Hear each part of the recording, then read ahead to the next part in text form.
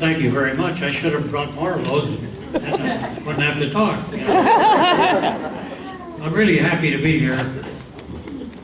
You know, like some of you, I'm sure you're happy to be anywhere. You know, a lot of great things have happened to me, and some of the things, like meeting the president, really, a guy should have the decency to be dead, but some of those good things happened to me. But I am happy to be here, as I say, and I've spent all these years up here in Minnesota. And I remember the first time that my first year here, I was taken aback by all the harsh winter, and I remember asking one of the monks after a couple of months what the forecast was. He says, it's clear and still. Like every day I'd hear that clear and still. And I finally figured out what it meant. The snow was clear up to your butt and it was still coming down.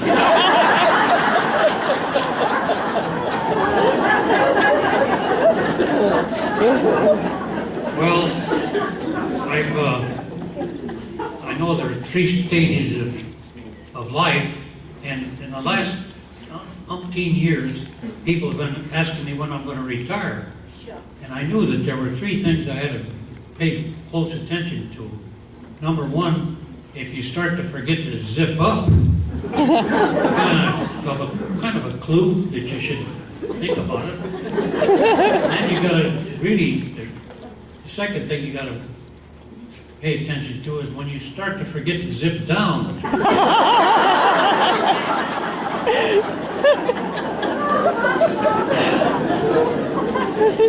And then the third thing is really critical. That's when you really gotta. God, I can't remember the third thing.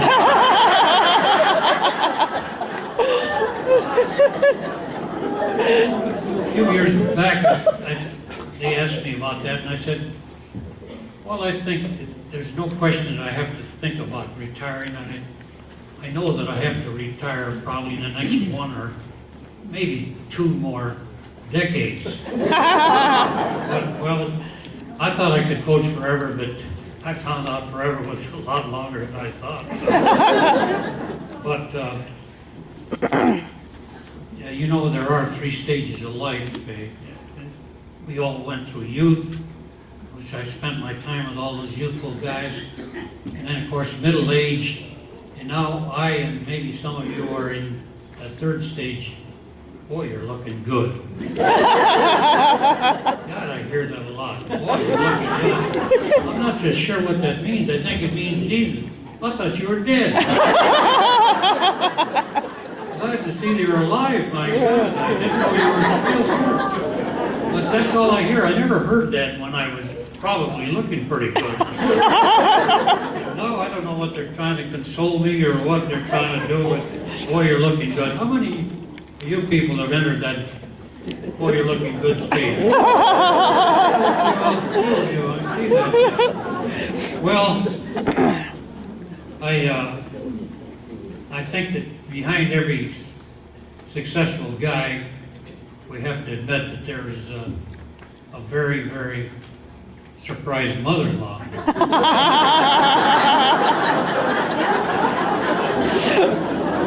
But of course, like a lot of us, we out-punted our coverage, went way out of our league to get a good chick. As a matter of fact, I remember when we, a few years back, when we broke the record and won another national championship, a friend of mine asked me, John, because he got here at about the same time I did, said, did you think when you got here that you someday would break the winning record and win 4 national championships? And I said, listen, when I got here, I was 26-year-old guy, single guy. My biggest goal in life at that time, I never thought I'd be able, how could I saw that good-looking chick over here at the hospital not too far away from here. If I could get a date with her, that would be the greatest goal of my life.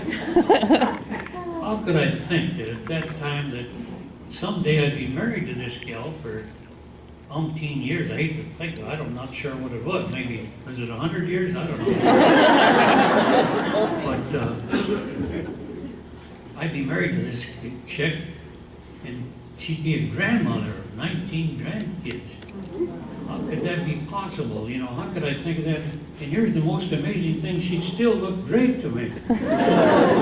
So, we're all, but I also remember on our 50th wedding anniversary, Peggy said to me, oh, I think you've always, I know you probably love me, but I think you've always loved football more than you did me. I said, well, I don't know about that, but I can assure you that I've always loved you more than I love basketball. But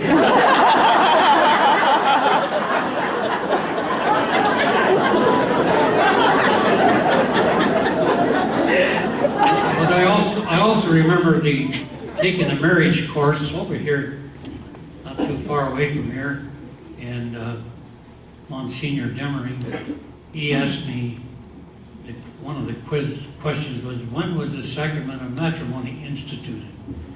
Well, I couldn't remember that, but I thought I'd throw out an answer. I said, I think it was when the Lord said, forgive them, for they know not what they do.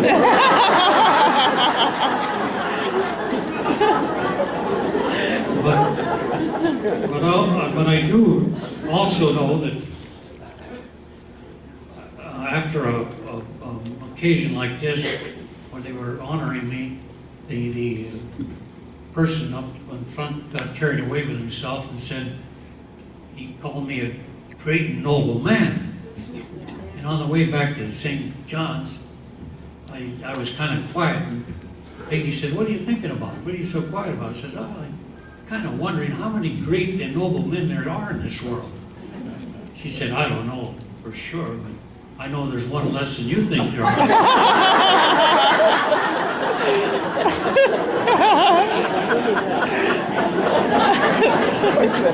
But I said, look, when we get married, I've never been married, so I don't know anything about the marriage game, but I've been coaching a long time, so let's handle this the way I handled coaching. I'll make all the major decisions, you make the minor decisions. You know, the incredible part about it, up to this day, not one single major decision has come up yet.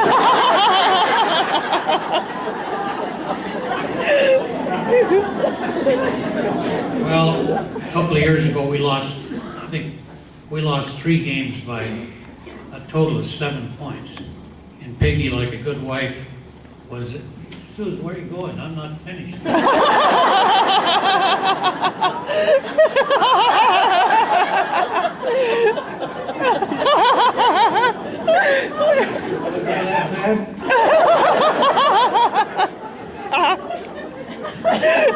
What's your excuse? No, anyway,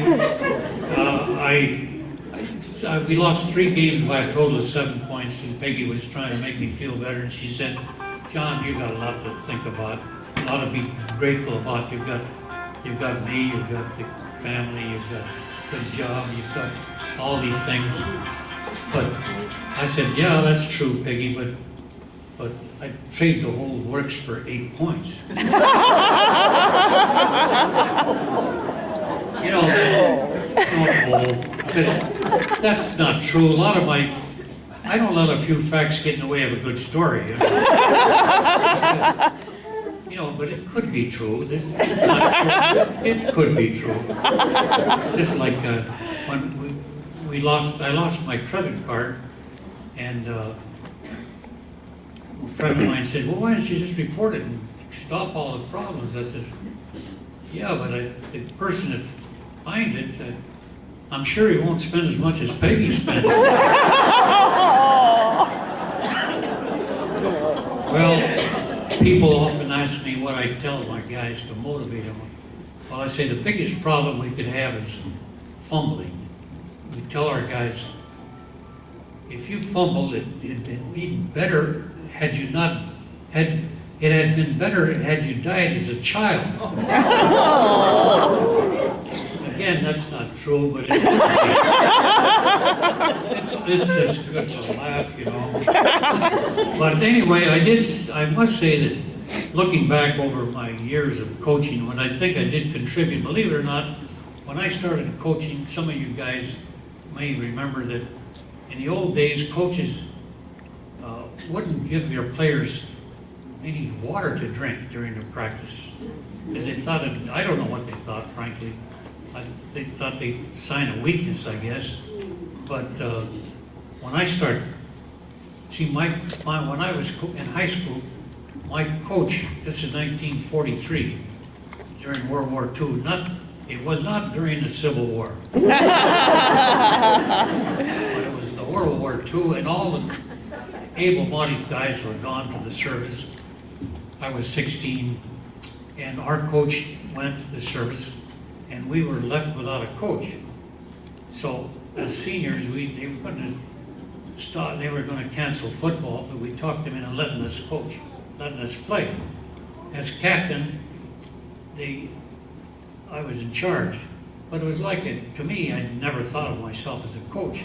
I just thought of a player trying to play. It's sort of like an intramural team.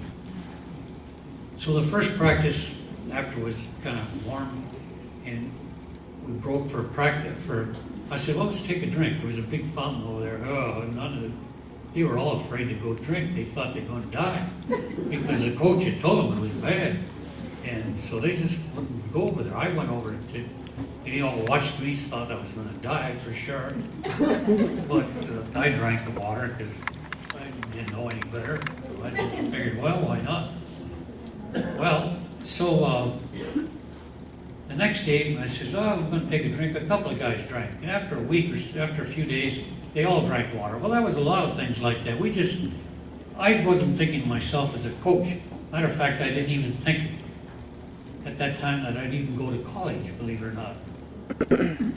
My dad was an immigrant guy who went to work in the coal mines in Colorado, then became a blacksmith to get out of the coal mines, and then after the blacksmithing days were numbered, he became a auto body man, and that's what I thought I was going to be. I grew up in the body shop and never thought, all I heard as a kid was my dad would say, or all my relatives would say, learn a trade just to get out of the coal mines. So I never really thought I'd go to college, and here I am all these years making a living at college in a dumb game. It's just a game. Believe it or not, they paid me to play this game. It's just a step above kick the can. But believe it or not, they paid me. And that's why I never quit, because what the problem is, you have to win, and if you don't, boy, I don't care who you are. See, there are all kinds of people in the stands, and I'm anxious to get up in the stands where everybody seems to know much more than the coach. I think there's something magical up there. That they never look at a film, they never look at a scouting report, they never see a practice, but yet instantly they know what I should have done. I got to look at a play or a film about 10 times before I even know what happened. You know, they from all those from a mile away can tell you exactly what. So I'm anxious to get up there to see if I can learn something. But anyway, I've had the luck to be around all these great guys. Like we had a guy named Jim Lehman, is a great ball player for me. I had a lot of wonderful people play for me, and Jim Lehman was one of the great ones. His son Tom Lehman, the great golfer, was all set to come to St. John's, like his dad, his uncles, and they were all St. John's guys. And Tom was set to come to St. John's about this time of the year, when he's a senior over at Alec. And his dad, Jim, called me and said, we were ready. He was registered and everything like that. We had his uniform ready. And his dad called and said, John, Tom has decided to go to Minnesota, the University of Minnesota. I said, to play football? He said, no, he's going to play golf. I said, for God's sakes, Jim, what kind of future you think he's got?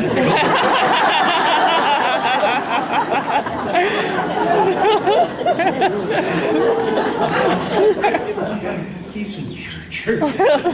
Well, of course, Jim led the nation in scoring, and this is in the 50s when they didn't even wear a face mask. Played both offense and defense, the whole game, kicked offs, everything.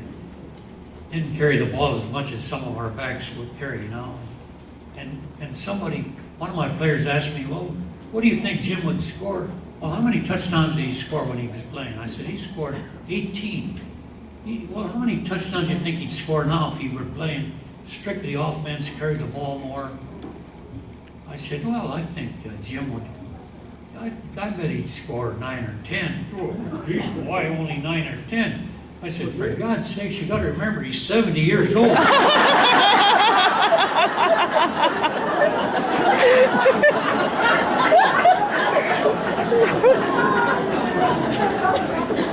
Well, I've had a lot of great guys play for me. It's amazing how when you turn on, well, I remember turning on the Super Bowl game a couple of times, and there, who's the referee out there but Bernie Kukar, one of my former players. You know, I've had a lot of guys go great.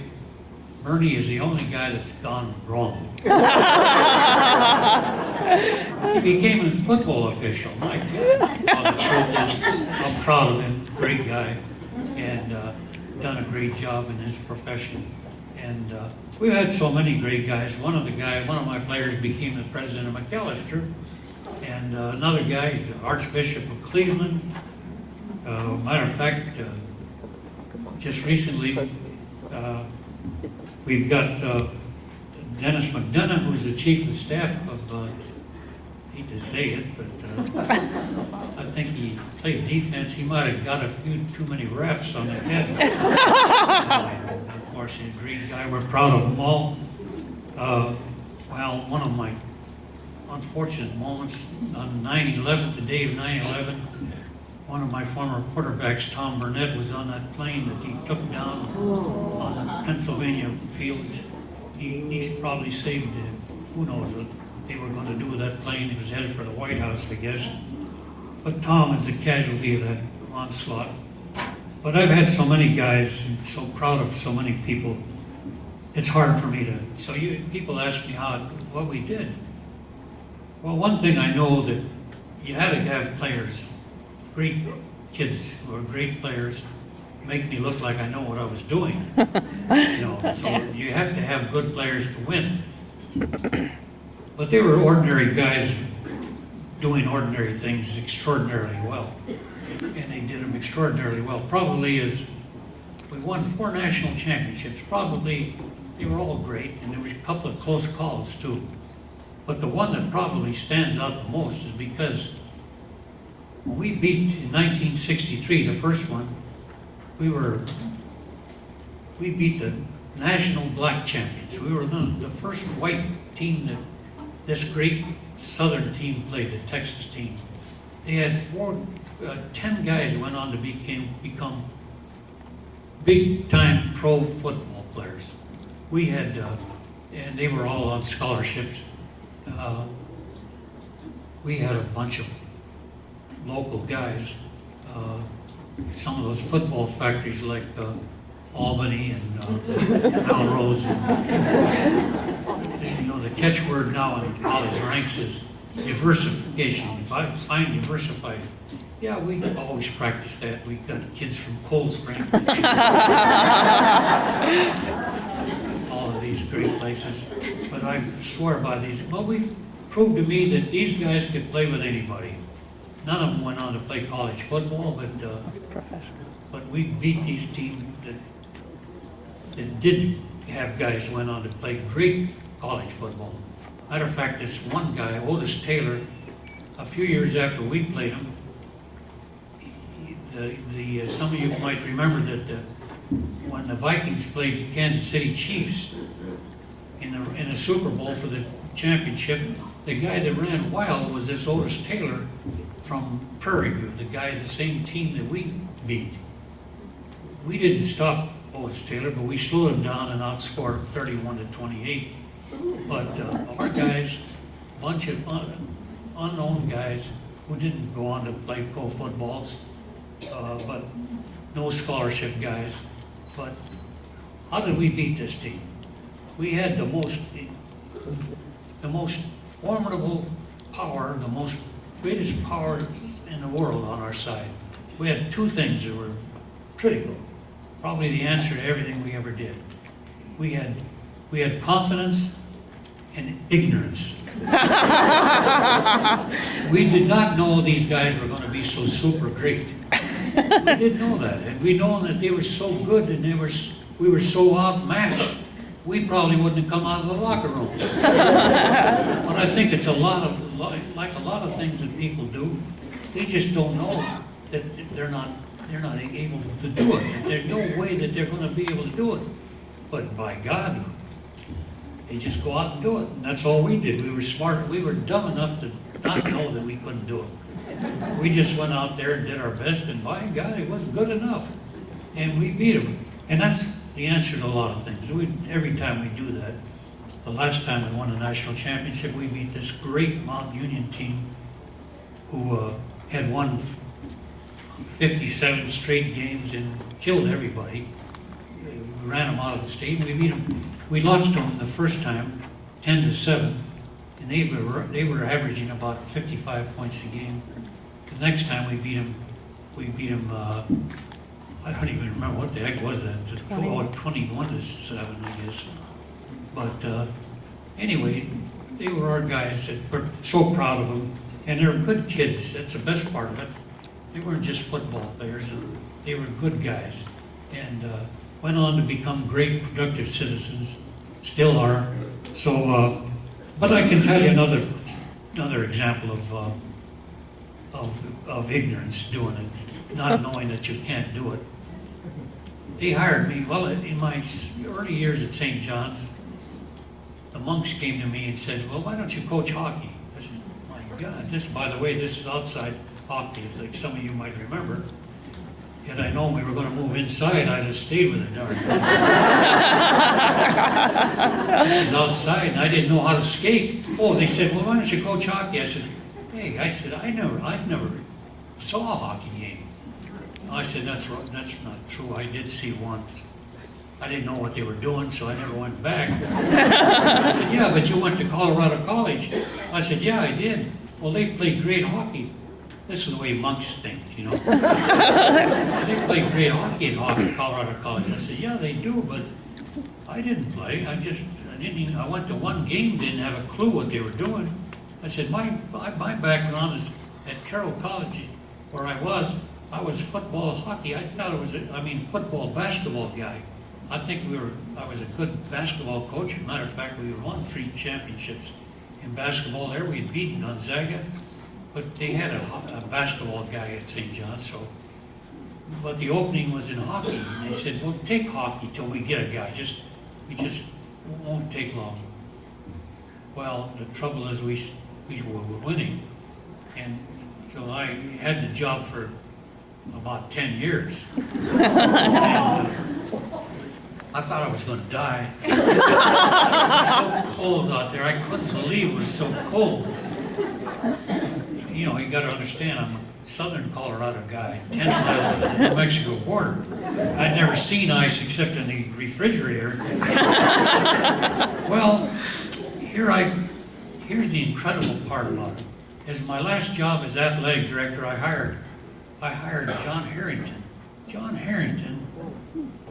John Harrington played on a team that beat the Russians in that great Olympic game. And so no one, he had coached in Division I, that's Denver and St. Cloud State.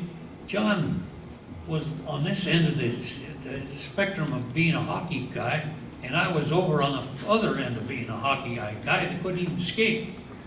Now, who would be the better, who after all these years, John did a great job for us, by the way, but who's got the best winning record, the better winning record at St. John's? Believe it or not to brag, what I do. Well, it just goes to show you, it's unbelievable what you can do when you don't know what the heck you're doing. But if you get the right people to do the job for you, who knows what can happen. And that's what's happening all the time. People just do the best they can, and who knows what happens. I'm sure a lot of you have been the same way. You know, I landed in the emergency room here not so long ago, and who is my doctor but one of my former players, Ted Rosanek, the Sartell guy. Well, I don't know whether to let him handle me or not. I've seen him fumble the ball.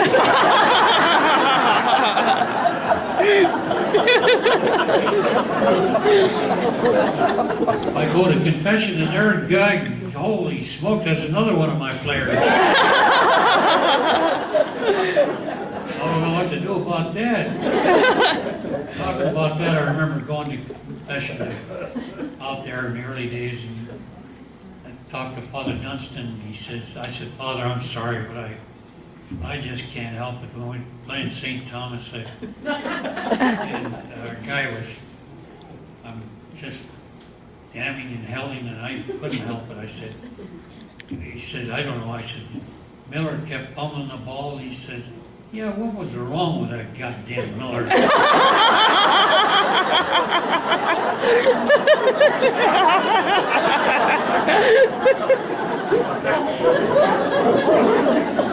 Well, I can only tell you that I tell my guys, look, I have to tell you first. You know, St. John's, as you all know, for many years was strictly a boys' college, and so I never had a girl in all those years in the class. And finally, after many years, we had girls in some of my classes. And I remember the first time I rushed home to tell Peggy, God, after all these years, thank God we got girls in my class. She says, so what? And I said, well, my God, it's just so nice to have all those nice smiles and all.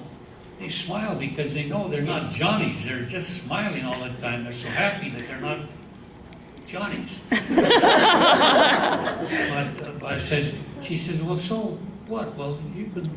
I said, I learned a lot from them. She said, what could you learn? What class is that? I said, some old coaching class. She said, what could you learn from a bunch of girls in coaching class? I said, well, it didn't take me long to learn. There was no way I was going to hold my stomach in for a whole hour.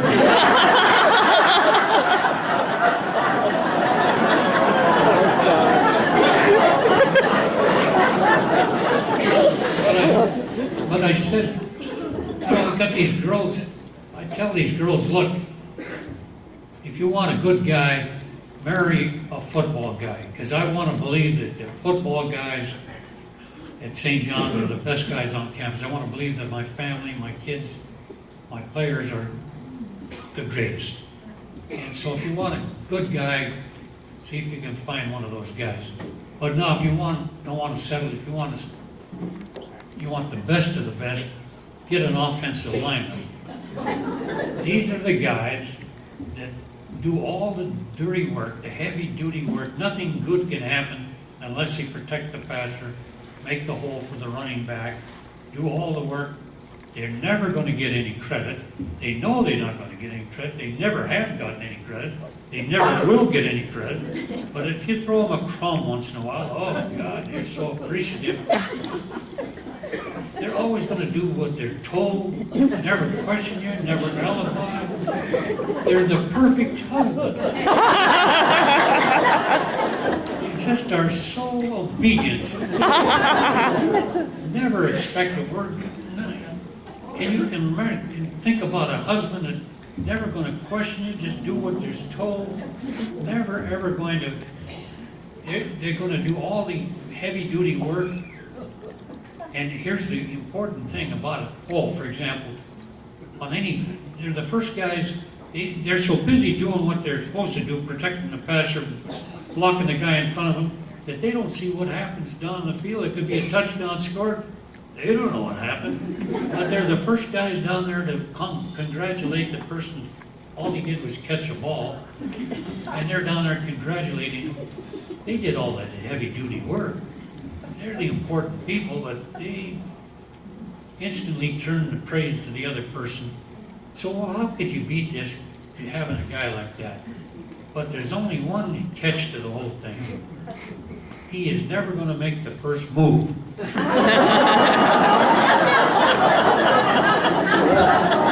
Somehow you're going to use all those feminine wiles to don't move too fast, though they're going to run like deer. But that's the secret to this whole thing. They're the guys.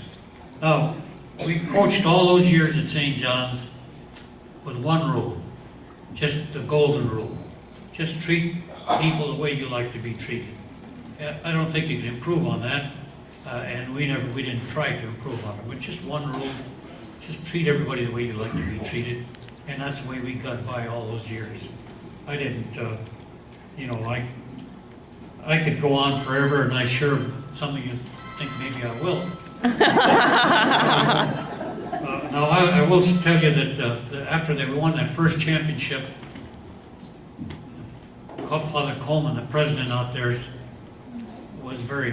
he gave a great talk to our alumni, and he finished with a statement, "John, we love you."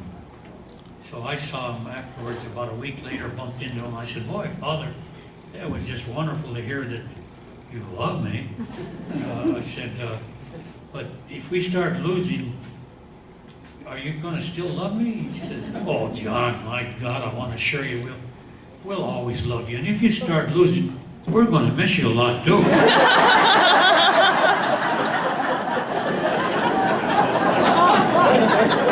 I could go on forever, but I think I'll call it at that. Thank you very much.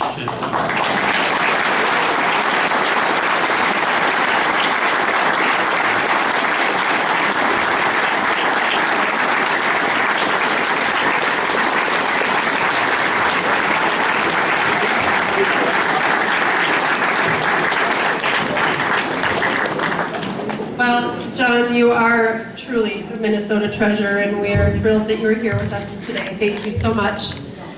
And I was fortunate enough to, John had suggested that I contact Tom at St. John's University, and they've actually donated some items, so we're going to do a little giveaway here with some St. John's memorabilia and some t-shirts. So for some of you on the